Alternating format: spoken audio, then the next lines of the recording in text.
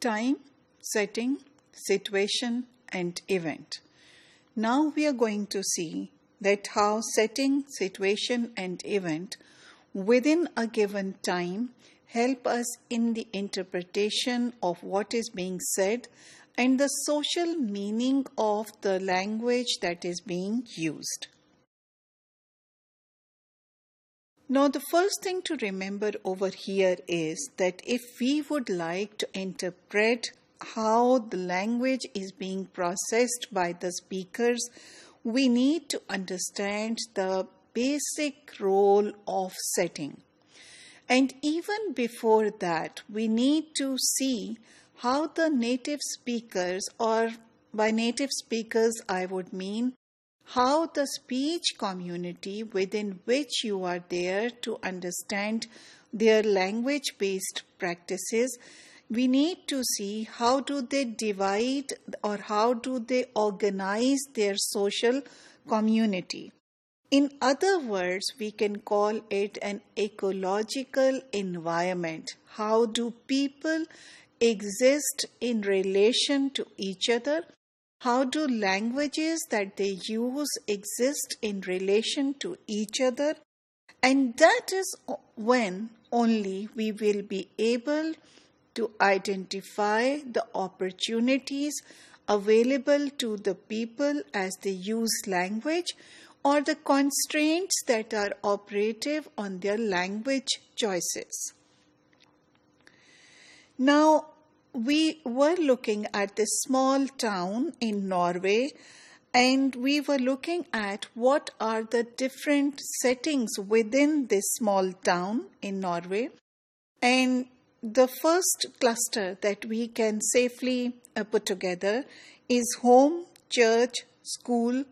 And we have put these together because these are more or less socially restrictive. That would mean that the language type or the language variety that we use in homes or in churches or in any religious institution, even in Pakistan, or in schools are somehow more restrictive. We are given a code and we somehow abide by that language code.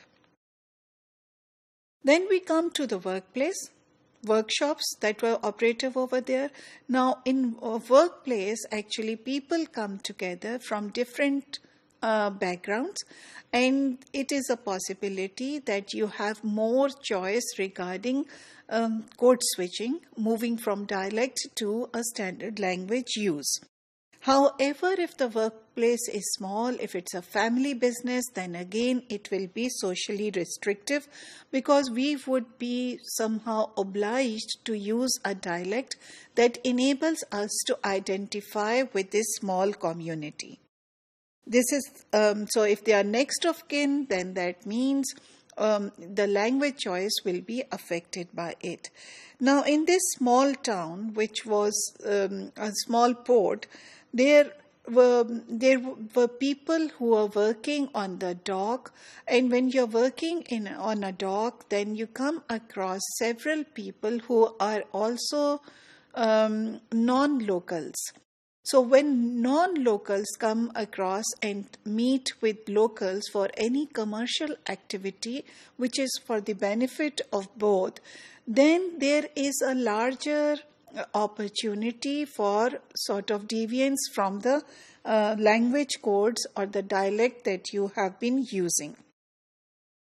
So what is a situation? Situation actually is a range of socially distinctive activities that are taking place in a setting. So when we talked about homes and workshops and places, other workplaces, we were talking about setting. Situation is actually the kind of activities that are taking place in the same setting, because more often than not, it is the same type of activities that are taking place in a given setting. However, having said that, it is also a possibility that the same setting is used for other purposes also. For instance, schools are there to give education. in a specific language, a standard language. But then those schools, for instance, in Pakistani context, can turn into polling stations. Similarly, in Norwegian example, they can be used as a venue for public meetings. And then the choice of language actually becomes different. So we said that situation constraints become obvious if we take into account the kind of activity that is taking place within a given setting during a specific time, and that enables us to understand what is going on or why certain language choices are being made. So this gives us a background for enacting limited social relationships. So in every situation, you act out a certain kind of relationship. And to act out a certain kind of relationship, you need a specific kind of language. And that is because every language use carries with it a set of rights and duties which is somehow implicit in there. So this is Barth that is talking about the same thing, that it is important to keep in mind the social relationships that are at work over there. And lastly, we come to event, and event is actually an alternate social definition of the situation depending on the object of the interaction. Now, what do I mean by that? I mean that whatever the objective of that gathering is or that situation is, that is called an event. So in office, you might be gathering together to work, but if you, after a meeting, you step aside and you say, can I talk to you about something personal? Then it is a different social event or speech event that is taking place, and you will definitely use a different kind of language to do that. Now, how do we identify events? We identify events because they are stereotypical routines. They use the same beginnings and endings. Think of, for instance, your consultation with a doctor. Think of your entering your classrooms, the same routines. Think of you meeting with your friends, event, same kind of routines are followed.